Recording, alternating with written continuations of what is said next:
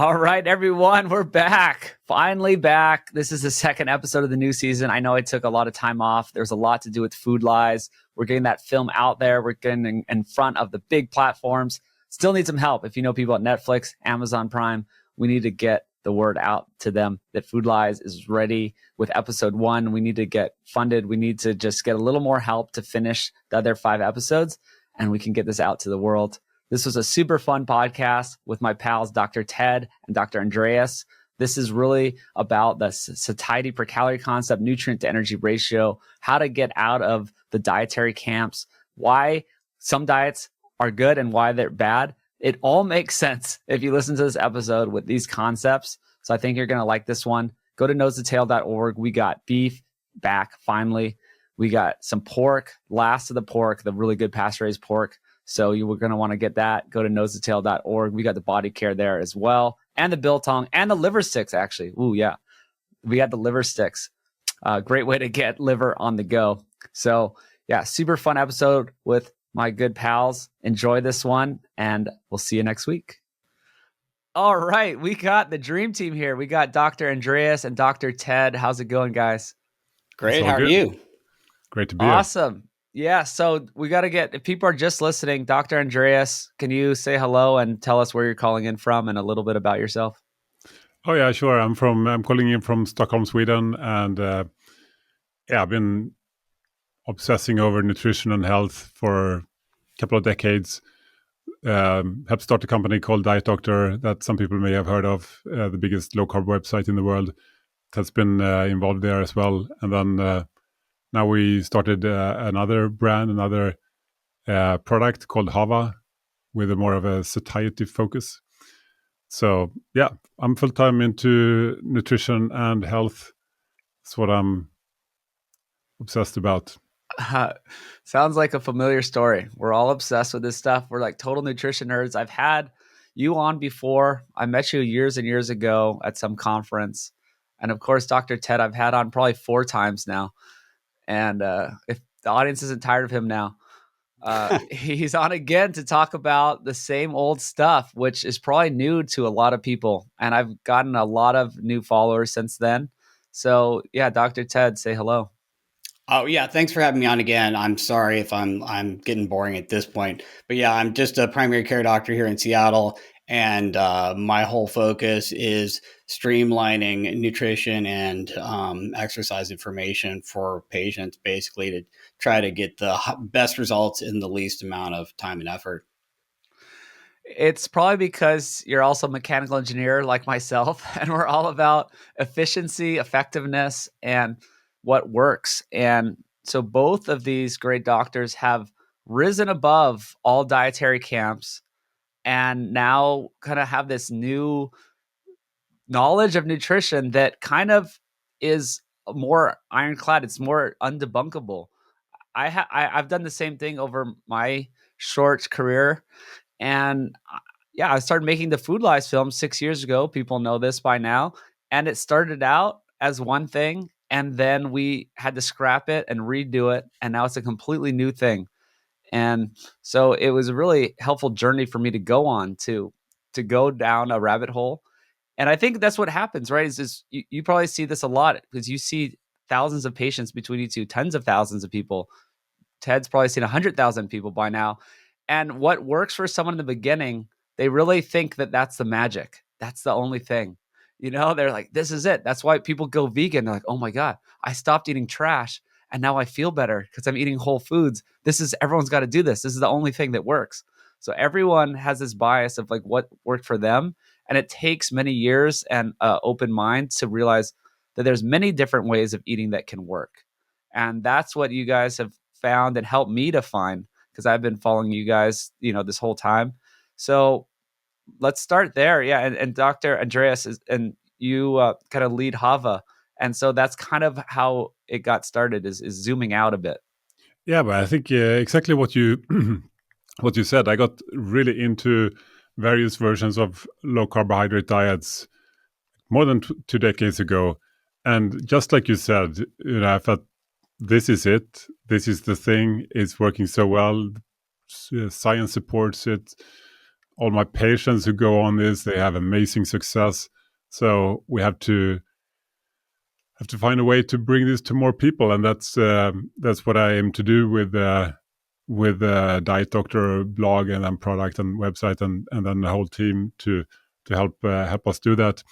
But just like you said, other people are successful with other approaches, and what fascinates me now is that with new science we can actually identify what the commonalities are. What are the common factors that govern the success of any dietary approach, any dietary preference, and can we then build a product that can help people leverage that in a way that is more flexible, more sustainable, more socially easy to do, if you will, and yet is also at least as effective, maybe more so. Then that would be kind of the holy grail. And yeah, Ted of course is really into this as well, and I think and you too, Brian, of course. I think we're onto something that is more in line with what the future will look like. Yeah. Ted, could you continue on that? Yeah, absolutely. So I think all these dietary approaches work, but there are facets of these approaches that are helpful, and then other facets that are neutral, and then even some other facets that might be a downside. And so what we're trying to do is isolate all of the positive factors of these different dietary religions and dietary approaches, so you can go straight to the part of them that is effective and kind of discard the parts that are not effective or not helpful. And it's kind of like picking out the wheat from the chaff when it comes to diet religions and diet approaches and diet camps and diet dogmas. And we're trying to kind of sift through all of these and say, hey, all of these work because they have these good factors. But what if we just siphoned out the good parts and we didn't need the religion and the dogma and the basically constriction of lots of little exclusion categories, and you can never eat this or you can never eat that, and it's just all about one thing.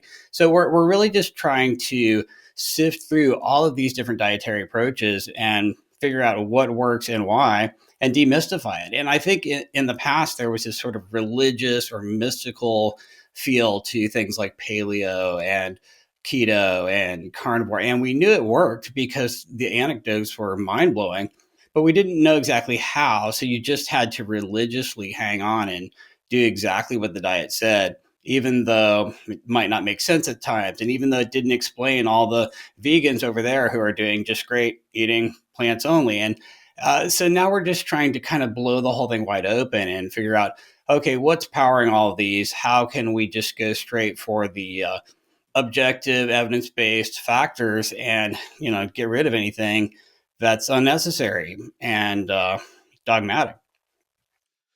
Yes. So we've been on parallel journeys. It's been amazing. And I call it sapien, and you guys call it Hava, or Ted used to call it satiety per calorie or P to E. There's all these different versions of it. All right, just want to jump in real quick, tell you again about Nose to Tail. This is my company. These are my great ranchers doing the best practices. We got the primal ground beef back in stock with the organs mixed in. We got the livervores back in stock. Those are the meat sticks with liver, no added ingredients like sugars or preservatives. It's just meat, liver, spices, vinegar. It's great. Check that out, nosetatail.org. I'm telling you, it's a great way to get liver in your diet.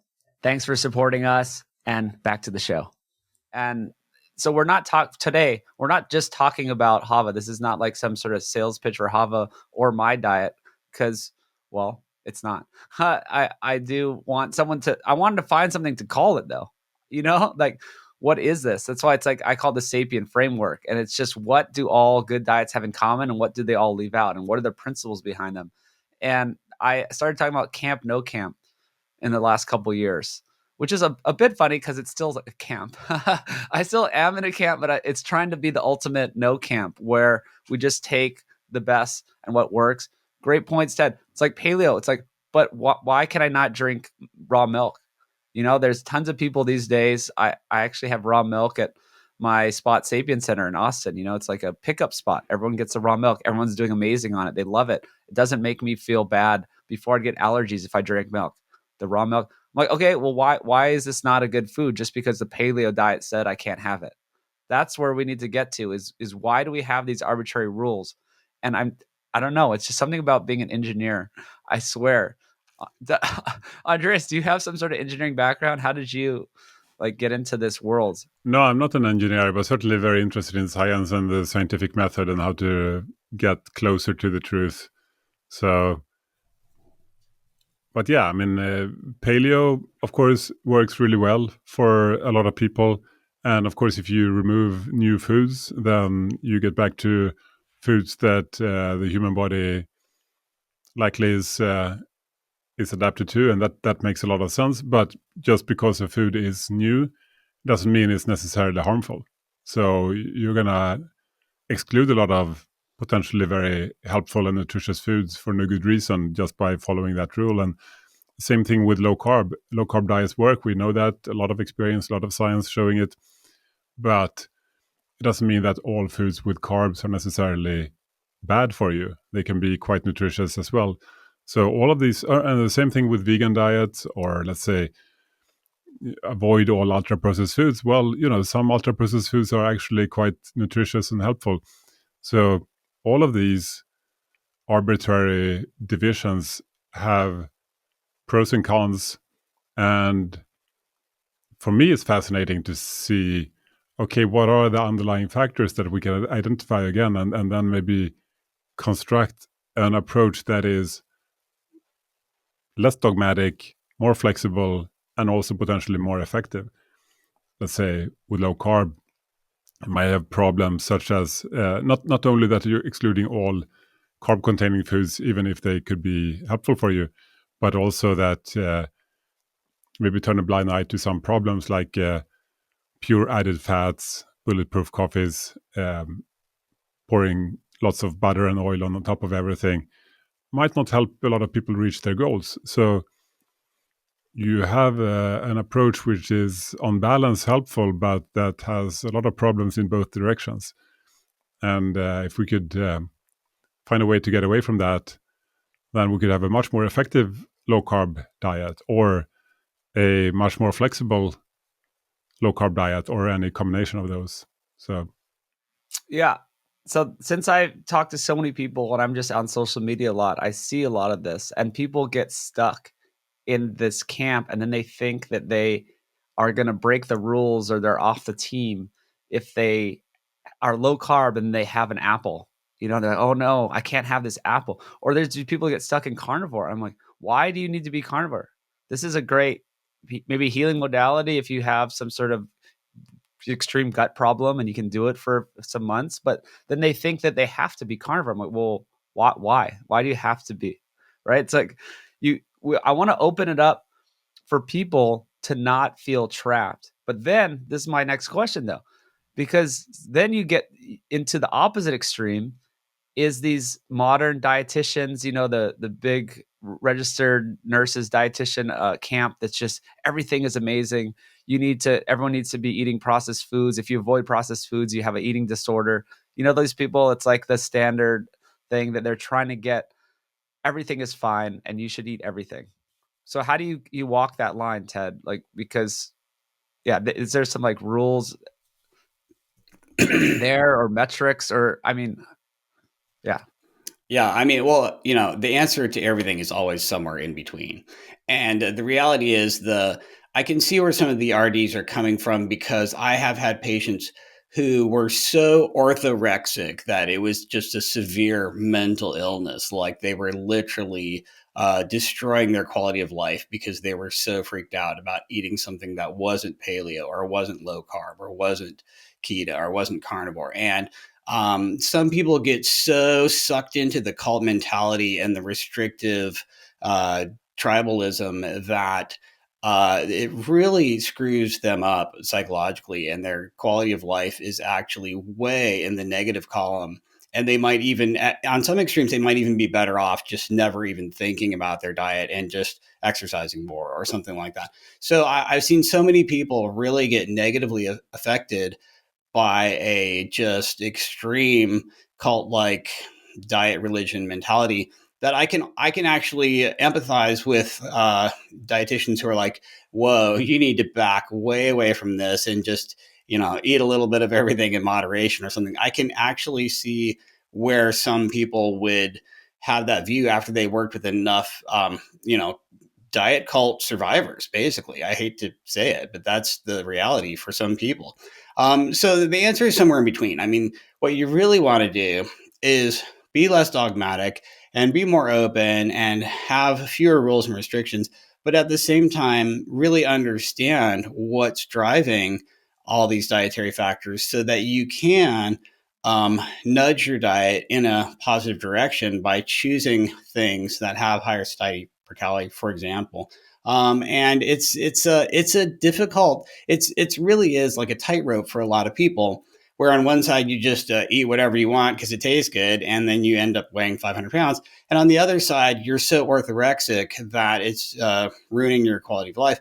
And you really have to be somewhere in the middle. And for me, I think knowledge is power. So the more you know about how all of this works, the less you have to be super rigid and super dogmatic. And it just kind of blows up that sort of mystical part of it. And then you don't have to feel like you have to belong to some very rigid, siloed, dogmatic camp. So like you said, team, no team. That you kind of want to be have enough knowledge that you can just pick and choose and be somewhere in between and somewhere in the middle. And I think that's kind of the holy grail. And that's sort of what I'm after, to be honest. It's exactly what I'm after. Someone just came in to the Sapiens Center and I just sat him down for 20 minutes and then they understood everything. And I think this guy's life changed. His head was spinning. He was like, oh my God, everything makes sense now. But it's like, it's not a sexy message. It's not like a guy just screaming at you, you have to eat, or it's like Liver King or something. He's got millions of followers because it's this compelling thing that sounds so easy and good. And they're like, no, you actually, if you just spend 20 minutes learning about the principles of satiety per calorie, nutrient density, this type of thing, then everything will make sense. It's not going to be cool. It's not going to be fun to say, oh man, I'm animal based now. I'm with the Liver King. Like I'm on his team now. Like that's not, but you can be on our team. It's just a little boring because we just sort of understand things and we go about our life. And it's actually not boring because we're in great shape and great health. And actually everyone's like, they ask me all the time. I was at this volleyball thing all weekend and people are like, what are you doing? What's going on here? Like, why are you 40? And you like, what's your body fat? Like, how do you do this? I'm like, I barely try. I do nothing almost because I know these principles. So we should start getting into these principles. So people are probably wondering what the hell we're even talking about because we're kind of just talking high level.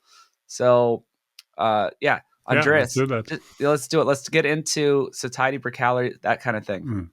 Yeah, exactly. I mean, the key thing is really that there are multiple factors that govern how much we want to eat. Like satiety per calorie, what it means is that different foods are more or less satiating per calorie, which means that if you eat one kind of food, let's say donuts, then you're going to have to eat a lot to be satisfied, to be nourished. Like you will eat 4,000 calories a day and you will barely be satisfied.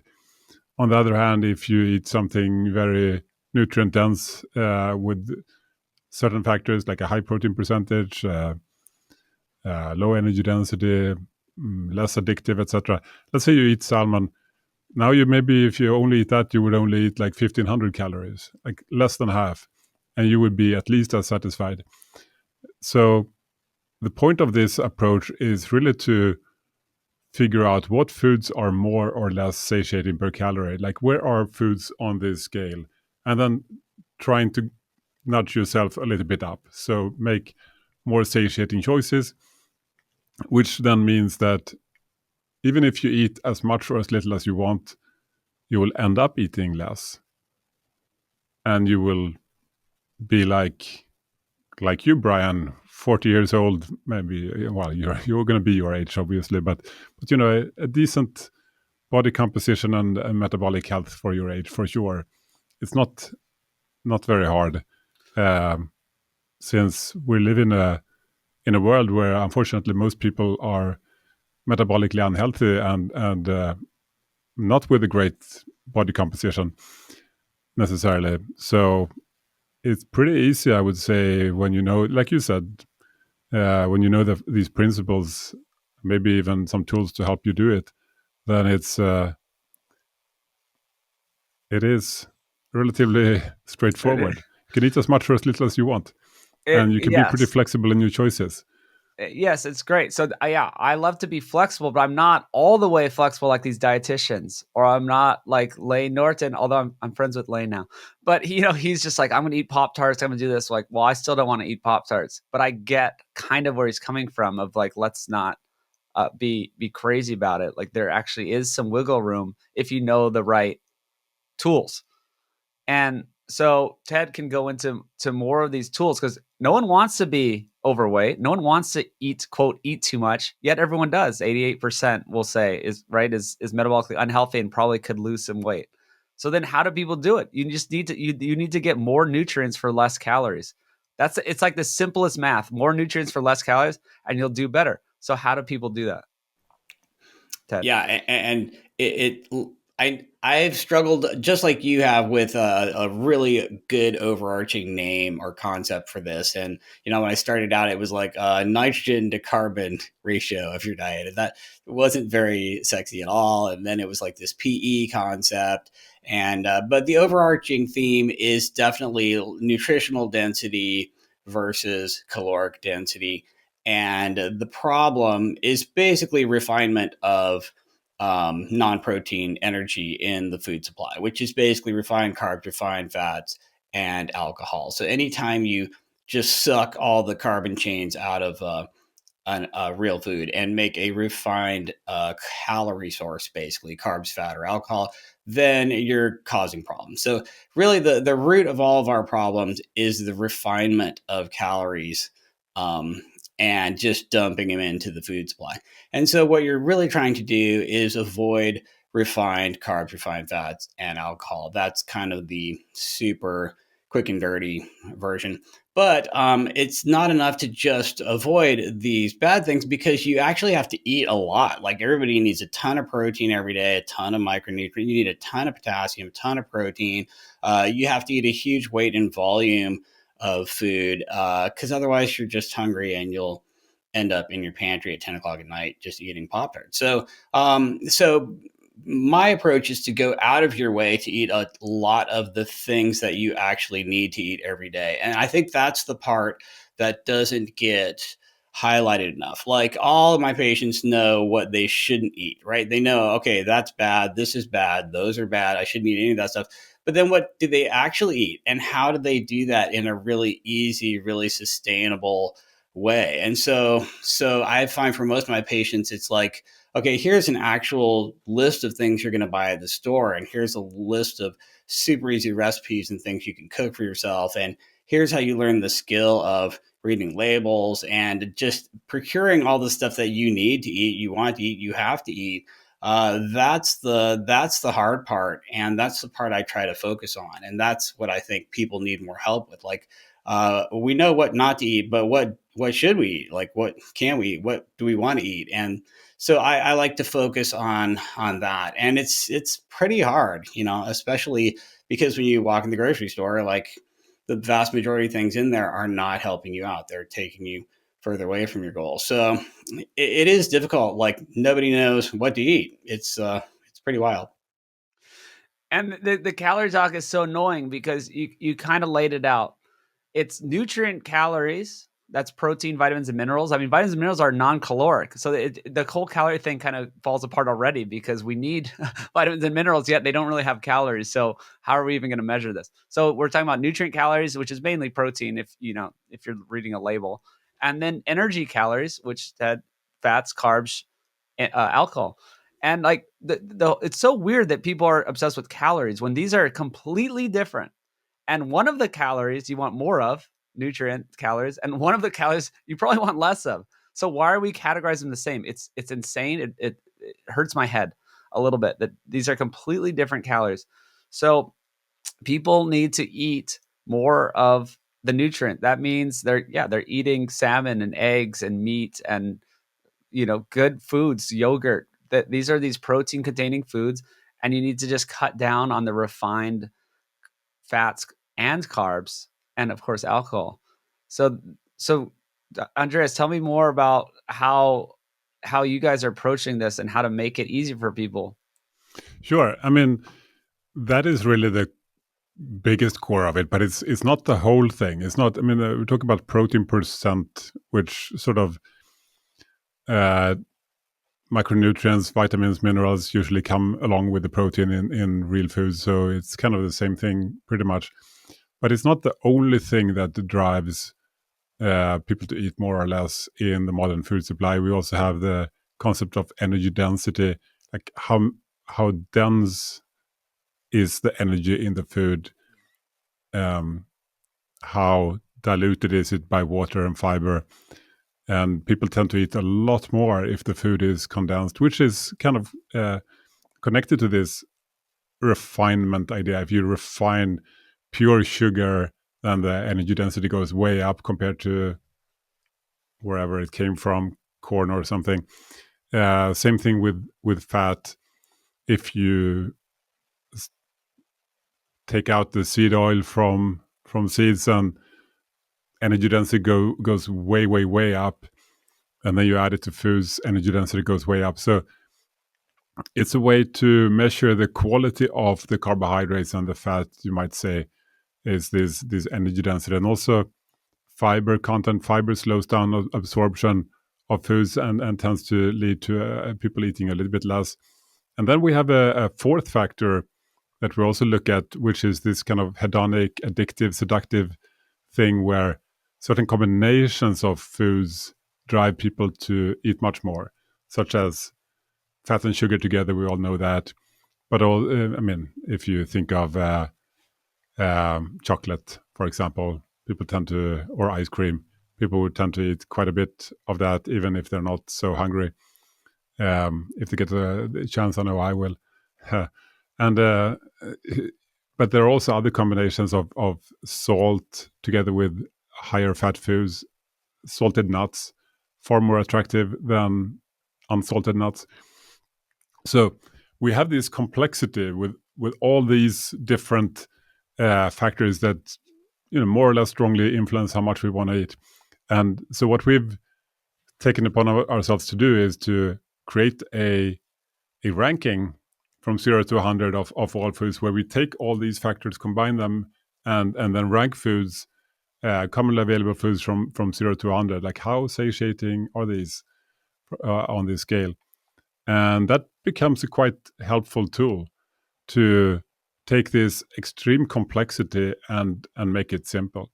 Because I think that a key feature of why people gravitate to all these more dogmatic dietary approaches, such as avoid animal foods or avoid processed foods or avoid carbohydrates or what have you, is that it becomes simple. It becomes a framework that people can hold on to and navigate this complex world. But these approaches are kind of all flawed. So can we build an approach that is less flawed, that is more closer to the fundamental underlying first principles, yet still make it simple? So that's what we've tried to do that with a satiety per calorie approach. Mm-hmm. And Ted, you kind of got me onto the fiber and water and volume of food probably 6 years ago when I started making this film. Can you go into that more? Oh, sure. So, like initially, I wrote this book, The PE Diet, because I was really like, okay, the biggest rock in the jar is protein percent of your diet. So it's protein versus non-protein energy. And, that was great and that was okay, but it just didn't explain a ton of stuff. Like why can I not lose weight eating these protein bars that are so delicious, or why can't I lose weight eating pork rinds, even though they're 40% protein? And so it turns out that protein is probably the most important variable, protein percent, but energy density is super freaking important. And the reason you don't lose weight on these protein bars is because the energy density is really high, and your pork rinds are completely dehydrated and have absolutely no water and weigh nothing. And that's why you can eat the whole bag. You're just um, and so I think what we're trying to do is make it as simple as possible, but not too simple. So you still need to know that there are these basic categories that make a food good or bad, like fiber and water and energy density. And it's like, okay, apples are actually pretty reasonable on the satiety per calorie. How is that possible? Because they have, almost no protein. Oh, wait, it's, tons of fiber, tons of soluble fiber, tons of water, a huge weight in volume for the calories inside. And that's why they're actually pretty reasonable. And that's why people have been eating them forever without having an obesity epidemic. And so by shrinking it down as much as possible to just the satiety score, but then also having these basic categories so you can kind of see, oh, okay, this is good because it has a high protein percent, or this is even better because it has a high protein percent and lower energy density, or oh, this is the worst food ever because it's super hedonic and super high energy density and super low protein altogether. You know what I mean? So we're just basically trying to find the biggest levers and make it as simple as possible, but still let people know exactly what's driving these scores up or down with these basic categories. And it hasn't been easy because this is uncharted territory and nobody's really come out and done this before. But I think we're really adding a lot of knowledge and insight into why foods might be quote unquote good or bad, or better or worse. Uh, just we're trying to make it as simple as possible, but still have enough information there that you kind of know why it's good or bad. And I think we're kind of accomplishing it. I mean, I really want to see something better than what we have here with satiety per calorie, and I haven't yet. And if I did, I would immediately steal it or copy it. So hopefully Yeah. somebody will come up with something better, but I Yeah, haven't seen it. exactly. That would be great. Or borrow, yeah, no, just borrow good ideas and incorporate them into your model. That's what I've done. It's been 10 years total, but that's what everyone does, really. You look around you and then you borrow things that work and then incorporate in your models. The same thing with my paradigm of nutrition. That's when I was stuck in the low carb world, like we all were back in the day. And then you're like, well, what about these people? They're eating whole foods, they're eating tons of carbs, and they're perfectly healthy. And it's like, Hmm. oh, that's why, it's That's a very actually, good question. That was always a bit annoying, huh? yeah. And then you learn, well, it's like they have a high satiety per calorie, they have a high nutrient to Yeah, energy ratio of their diet. So of super course it high, can work. super high. Yeah, they're eating. Yeah, just what Ted was saying. Well, I want to go into the detail of the volume and the fiber and water, because you mentioned fiber, and a lot of people they're like, oh, but I thought we didn't need fiber. I'm like, well, yeah, you don't actually need insoluble fiber, but I actually was just in the Food Lies transcripts. We interviewed Ted for the film. He's going to be a big part of the film, and we were talking about how fiber is actually a proxy. Like if these studies show that fiber is good. A big reason that is probably because it's a proxy for eating real food. If you're eating foods like an apple, that means you're not eating processed food. So people who eat more fiber are people who eat more whole foods. And that maybe the bigger part of it is that they're actually getting a high volume to their diet, and you're getting a lot of fiber and water. That is what works for me too, right? I like to eat a lot. And so I've done zero fiber diets and felt great, and I had no problems. And I've done super low fiber diets, done great, had no problems. But if you can eat fiber, if you're still hungry, it's good to eat foods that are in their whole form that fill up your stomach. And there's a study that's like humans eat 3 to 5 pounds of food per day. So Ted, yeah, jump back into that. Yeah, just like you said, humans eat a certain weight and volume of food daily, almost independent of the calories inside that. And you can basically have someone eat twice as many calories or half as many calories by manipulating the energy density of what you're feeding them. And we have studies where people ate what they thought was the same thing with the energy density doubled, and they ate almost twice as many calories. So this is a very, very powerful factor. And it's when it comes to fiber, to be honest, I'm not as worried about absolute grams of fiber that someone's eating. I'm worried about the ratio of fiber to non-fiber carbohydrate. So as you eat fewer and fewer carbs, I don't really care as much if someone's not eating fiber. So if someone's on a zero carb carnivore diet and they're eating no fiber, I'm not super freaked out about that. But someone who's just eating 80% of their calories from carbohydrate, then all of a sudden I want to know what percentage is fiber. How what is the ratio of fiber to non-fiber carbohydrate? So as the amount of carbs you eat goes up, fiber becomes more and more important. So the thing I'm really looking at is fiber to non-fiber carbohydrate ratio. And I think that's probably the most important factor when it comes to gauging the quality of carbohydrates. So the quality of your carbohydrates can really be, well, a proxy for that is the ratio of fiber to non-fiber carbohydrate. And so I think that really needs a lot more airtime than it gets. That just means you're eating whole foods, and there's a reason why it's better for you. It slows down your digestion process, and there's some great stuff with Gabor Adosi. I did a podcast with him, and I watched his video. He did a presentation about this. If anyone really wants to learn about this stuff and why it's bad to break down foods, and like Ted said, refine the carbs, refine the fat, and alcohol, just another refined energy, why that's bad, and that explains it. Andreas, did you have more on this? Or I have another question too. Yeah, let's go with the other one. I think fiber is a smaller factor, it seems, but still important.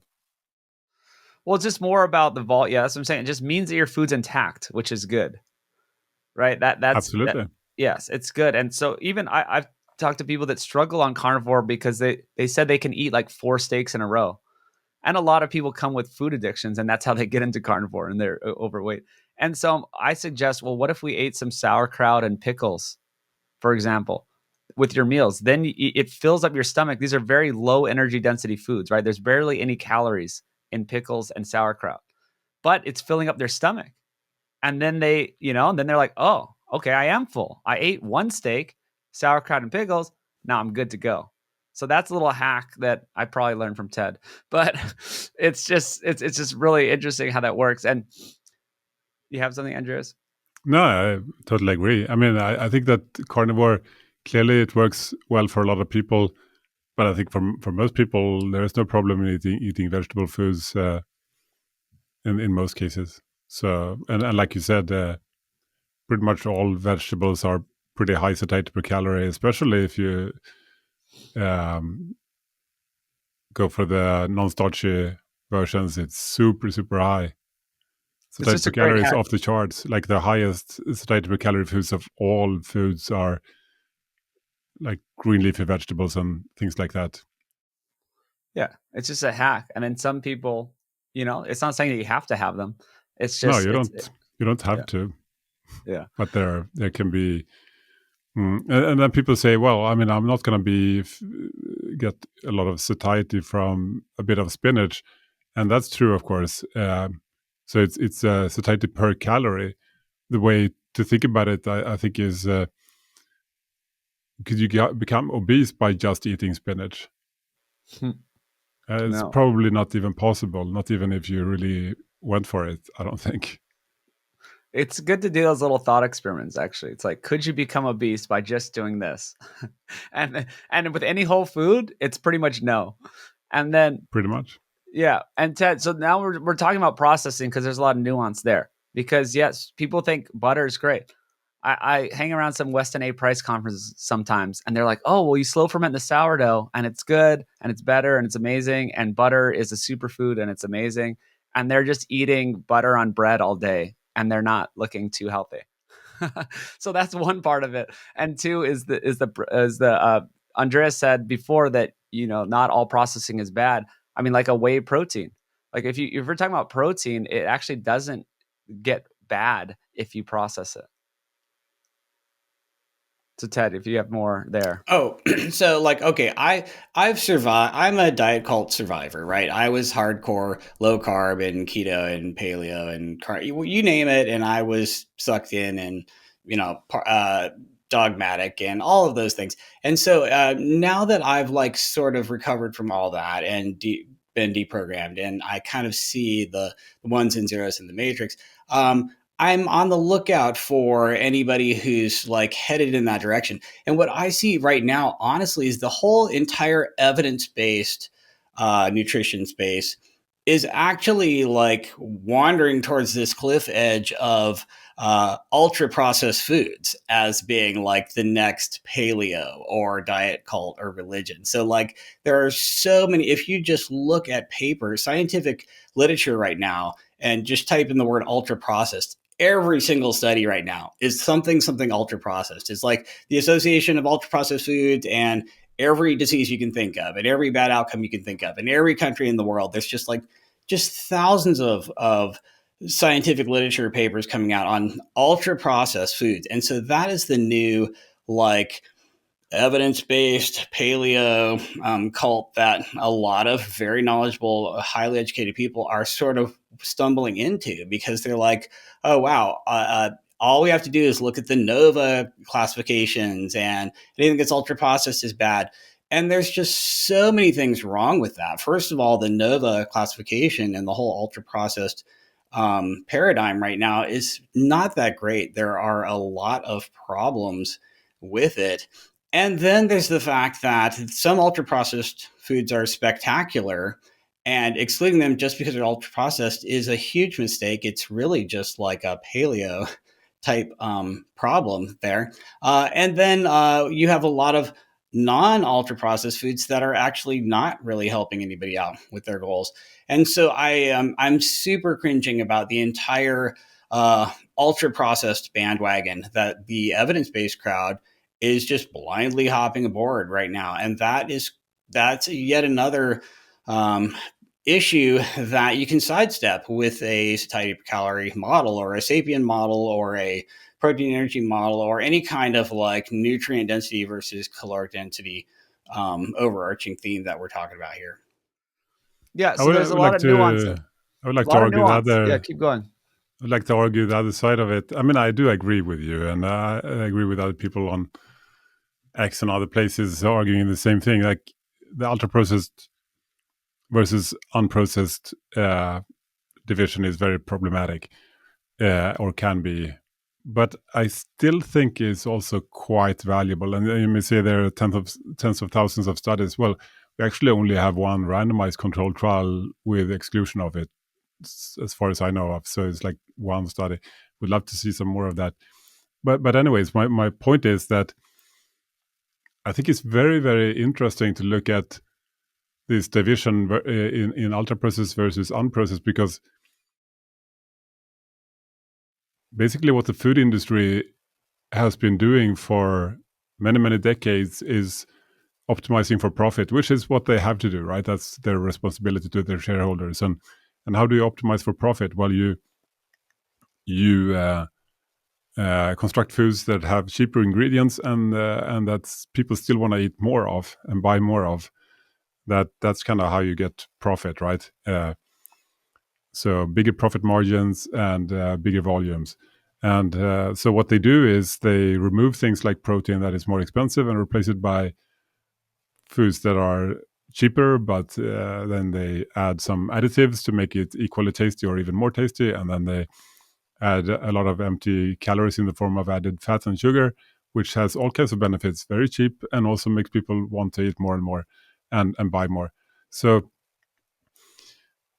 I do think that ultra processing is, or sort of looking at how much abnormal kind of manipulation has been done to this kind of food, is a very nice red flag kind of thing. It doesn't mean that it's always a bad idea, but often it is, because again, the incentive is to construct a food that is cheaper to produce, but that people want to eat as much as possible of. And that incentive on average drives these ultra processed foods to be truly bad for us in the current context of an epidemic of obesity and diabetes, because that's what it drives us towards, right? So I don't know, Ted, what do you say? Like, yes, there are lots of exceptions, but on average, the incentive is to produce exactly the kind of food that we're trying to avoid here. Right. And to be honest, I feel like the food manufacturers have just naturally evolved into making foods that have the very lowest possible satiety per calorie, the highest hedonics, the lowest protein, the It's the highest best energy way to density. make money. It's Yeah. like at So odds Exactly. with our health. It's like how they make money is exactly inversely proportional to a healthy food. Yes. right. And so how we arrive at like what's good about satiety per calorie and how they arrived at the foods that sell the very most, that have the very lowest satiety per calorie, are actually part of the same spectrum. And it's just very interesting how those two, how you can illustrate both sides of that coin with a satiety per calorie model. And I agree with you. All of your really problematic foods are mostly ultra processed. I just don't like the current classification system, and I think it's super clunky.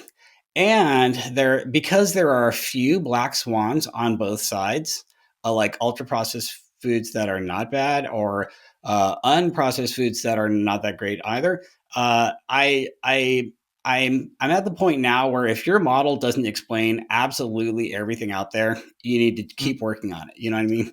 And so Yes. for me, just saying ultra processed versus not ultra processed is failing at that. And so I think it's okay for like a first order approximation. It's probably accurate and good. But there's some nuance in there and a little bit of room for some black swans. And so that's just why I think that a satiety per calorie concept is a little bit better. And I just worry about the whole evidence based crowd jumping off the ultra processed cliff and the repercussions that could have. But does it have to be a cliff? Like, because now this is pretty exciting. Uh, does it have to be a cliff, or could it be like a starting point? Like, what we really need now is more studies like Kevin Hall's studies, where you actually try to figure out what is it about these ultra processed foods as a group that makes them problematic. Can we identify the underlying factors? And a lot of that we may already know, but certainly we would love to have more science to specify exactly what it is in detail and how it interacts. What do you think? Yeah, exactly that. And that's what we need is we need to know what's powering this and what are all the parameters and exactly what effect all of them have. And, we have a few answers already thanks to Kevin Hall and studies like that. But you're right. It should just be a starting point and we should refine it way more. I just know human nature is to kind of go binary and to go extreme and good versus bad. And we do and I'm just worried about some people might just go to those extremes. You know what I'm saying? But you're right. There's tons of room for nuance, and hopefully that's what will happen. Okay, yeah. So Kevin Hall is the guy that did the studies that Andreas was talking about, the only randomized controlled trial. And the people who ate the whole foods versus unprocessed foods spontaneously ate 500 fewer calories per day, right? And so this is the stuff we're talking about, right? It's because it has a higher satiety per calorie, it has a higher nutrient to energy ratio if you're eating whole foods and you're full, and so you get more nutrients for less calories, right? That's the whole goal. And so, yeah, I just wanted to point that out. That's what we're talking about there with Kevin Hall. And Yeah, Ted, with that study, they didn't really specify what the factors were, except for being ultra processed or unprocessed. So there were several differences. I guess energy density was the biggest difference potentially in that study, but it wasn't really designed to answer that question. But he's doing a new study now that is looking closer at the underlying factors or a few of them. So that's going to be highly, highly interesting to see the results of that. well, we kind of already know it's just the nutrient to energy ratio. To me, satiety per calorie and the nutrient to energy ratio are kind of the same. They just really go in lockstep together. Is But that there are other things too, like there if a are there food are is absolutely. hyper palatable or not, like this hedonic thing, how addictive it is. Um, Again, energy density is not quite the same thing as nutrient density. There are other minor factors like how hard the food is, how quickly you can eat it. I mean, they're all correlated. But I do think that this is probably going to end up uh, being many, many, many factors with a few big ones and many smaller ones. That's most likely, it seems to me. What do you think, Ted? Yeah, no, absolutely. Like there's so many factors that honestly, there are factors that we're not capturing with satiety per calorie right now, like surface hardness and the amount of oral processing or chewing required, and the speed with which you can eat it. And none of these things we can really quantify about off the shelf foods right now, and they are all important. Um, but I do think that Kevin Hall's study was predominantly driven by energy density. So the energy density difference was about a 2x between the two diets. And that was overwhelmingly what seems to have powered that effect. And I think just in the future, we'll get better and better at teasing out exactly what's powering these.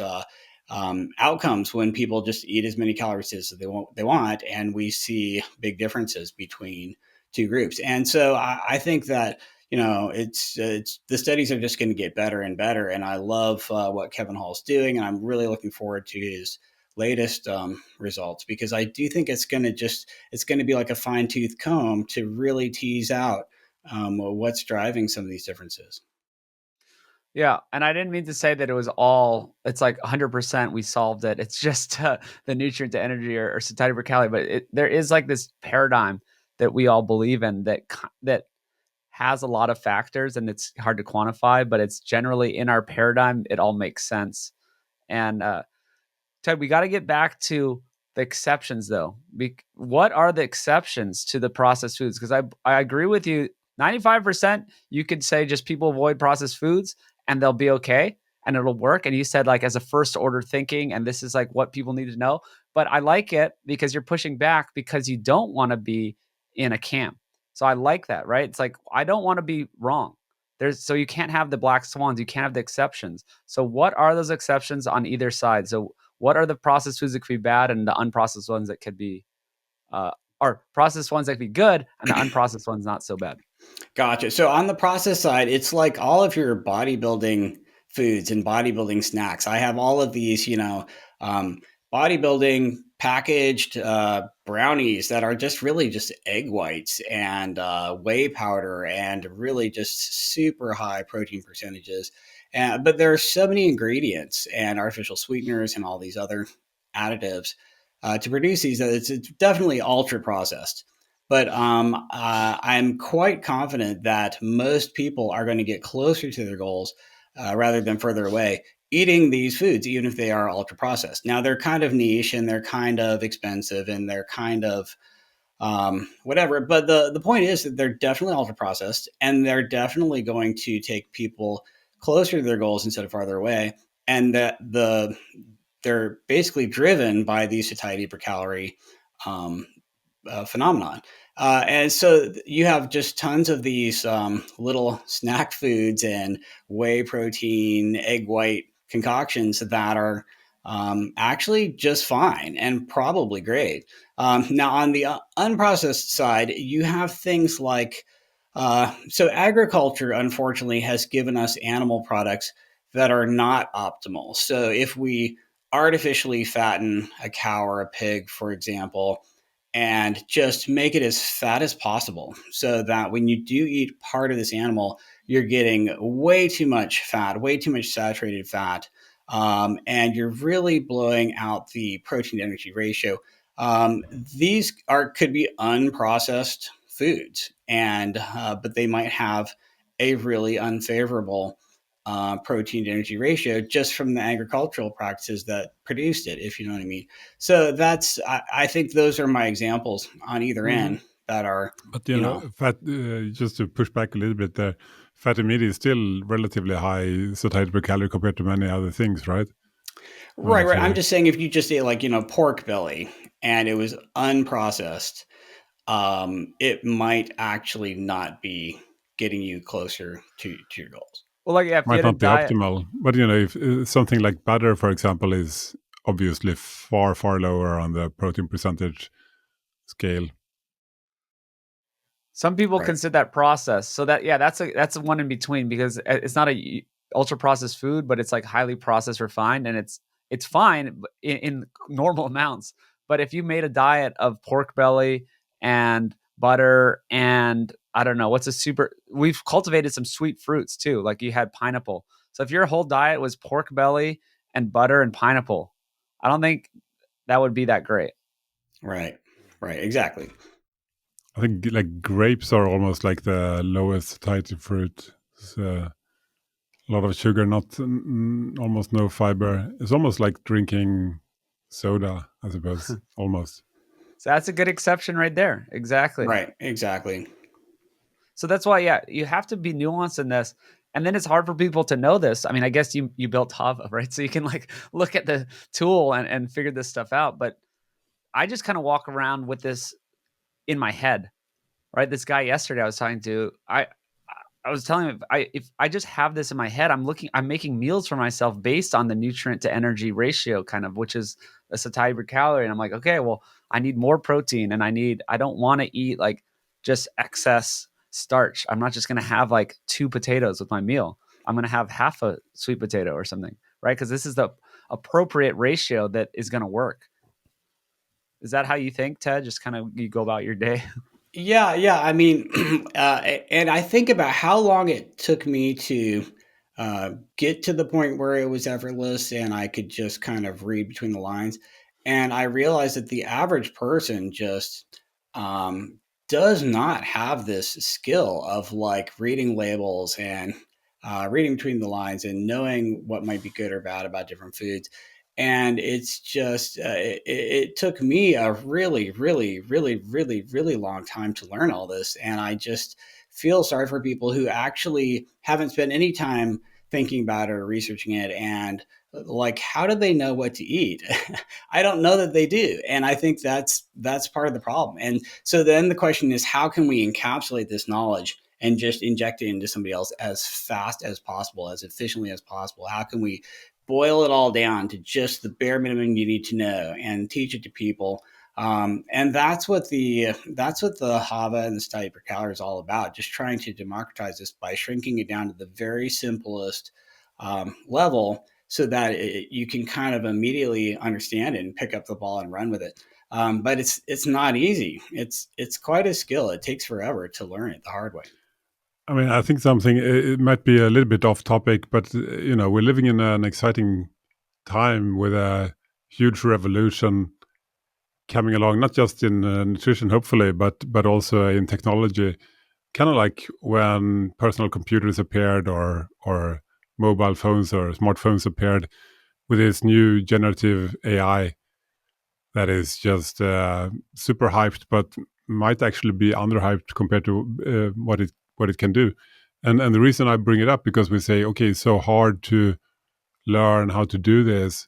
Well, I believe that it's now possible to build products that make that far simpler, that guide people. Uh, we can have a coach in a mobile phone that guides you in a very natural way, with just um, commenting on what you eat, or giving you suggestions, or giving you tips, giving you suggestions for how to improve the approach you're taking. It's pretty exciting, actually. Like, the things that are possible today were not possible a year or 18 months ago. It just would not be feasible at all. But now it's getting technically quite doable. So I'm very excited about the potential that is opening up. And one thing that we've been focused quite a lot of building in our system is, everybody hates to track what they eat because it's so inconvenient, takes so much time. What if you could just take a picture of it and it actually worked? Well, we're very close to that now. I think it's pretty much possible to do it absolutely well enough. So that's a pretty cool thing. Just with photos and the machine learning, knowing what the foods are. Yeah. And then we can give you comments on it and how to improve it just automatically. Basically, to have someone like Ted In standing your over your pocket, yeah, shoulder or and looking over your giving you. shoulder. Yeah, no, that's what Yeah. we need. Because I mean, yeah, I can see it. If someone's entire plate was filled with like starchy foods and they had this little bit of protein, you immediately could tell them what's up. And so Ted, without using Hava, without mentioning it, And say you were in an elevator with someone, how would you, you have about 30 seconds. How do you tell them how to eat? Like Yeah, using these principles. How do you give them these principles? Because they're not walking around like we are. Yeah, the first step is protein awareness. I'm like, okay, just count grams of protein. Every time you make a meal, just count how many grams of protein you've got. Oh, and by the way, you're going to want to eat, 120 grams of protein a day, or you're going to be in your pantry eating nuts and crackers at 10 p.m. tonight. So, like, count your protein grams. You're trying to get 30 grams per meal minimum, maybe 30 to 50, based on how large you are. And it just blows people's minds that, in the clinic, we do this 24-hour diet recall where we're like, okay, tell me everything you ate yesterday, breakfast, lunch, dinner, let's go. And when you actually look at the grams of protein people eat for breakfast, it's just disgustingly low. Like, it's shockingly low. It's unbelievable. And, like, I was working with somebody yesterday, and I'm like, okay, the nutritionist said that this person needed to eat at least 60 grams of protein a day, and they were actually struggling to get 60 grams of protein a day, and their goal was weight loss. And I'm like, okay, that's tragic, that's disturbing, this is terrible. And I'm like, we got to just start over and go back to the drawing board. But priority alpha for sure for your average person is protein awareness. Like, how many grams of protein are in what you just chose to eat for breakfast and lunch and dinner. Most people do okay at dinner, but like bad at lunch and horrific, criminally terrible at breakfast. And so step one is protein awareness. Step two is the energy density of your carb and fat choices. Okay, tortilla chips, not the best for your energy density of your carbs and fats. The apple, and that might be way, way better. So that's kind of how it goes for me. But protein awareness and just being aware of protein grams is step one for sure. I mean, love that it. it also comes back to making this much simpler, because my guess is that for most people, it's a challenge to say how many grams of protein is in this meal. Like, it would be a challenge. Well, what if you could just take a picture? Actually, you already can. And then you get the number of grams of protein. Okay, it's an estimation, but it's not going to be far off, and probably far, far more accurate than most humans on the planet right now if you push them on So counting what it. if you could not use the photo trick? You could not use Hava. What would you tell someone, Andreas, if you're in the elevator with them and they're like, "Man, I wish I could lose weight." Yeah, but And I think it's the same thing that Ted mentioned. Certainly, I would focus on protein first, and then we could talk about where is protein, meat, fish, eggs, etc., and cut down on the big carb and fat sources. So less pasta and rice, perhaps less added fats, more protein, less of the other things. I mean, I think that's just the answer to everything. I can't do much better. Yeah, I just ask people to double up the protein. Like, whatever you're eating, Yeah, double double the it. protein source, Sure, and then let's just cut Mm-hmm. out the most refined stuff. So I exactly. just tell them that double up the protein, and then what's going to go to the wayside? Your piece of bread. You're not going to have time. There's no time for this bread. It's just it's useless to you. And then it's just magic. It just works. Yep, yep. And you could really make it simple for people because protein foods are really just a couple of categories. You've got your flesh foods, which is kind of really any kind of meat or fish or seafood, but it's basically a flesh food, like a meat food. You've got your dairy, right? That's all your yogurt and all of your cottage cheese and all that stuff. You've got eggs, and then you've got legumes. So that's lentils and black beans and soybeans, and these are or tofu if you're vegan, you're eating a concentrated form. But pretty much all of your proteins, all of your really actual protein containing foods are flesh foods, dairy, eggs, or legumes. And so it's like, okay, do you have one of these categories at each meal and each snack? You basically count the grams there. You're trying to make that a much higher percentage of your plate and of your meal and of your day. And you're trying to front load that protein. That should be your target. That's what you're trying to eat first and earlier in the meal and earlier in the day. And so this protein prioritization, this protein awareness is so upfront important in step one that I wrote a whole book about it because that's like Yeah. the thing that people need to know the most. You know what I mean? The P to E diet, it's great. Mm. I have it.